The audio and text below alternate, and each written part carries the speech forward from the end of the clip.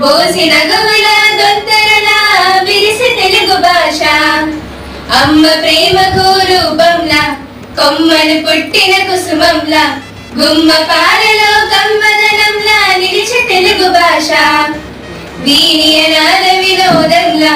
తేనియ మధురిమ సారంలా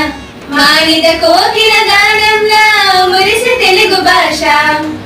ఆది కవిగా నన్నయ్య భట్టుకు ఖ్యాతి నొసగినాడు మోదమొసగ ఇతిహాస వేదికై భాష ముందు చూడు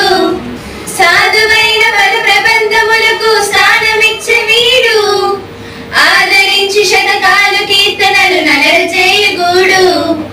ఆధునికంబున పలు ప్రక్రియలకు ఆదరువై విరసిల్లినది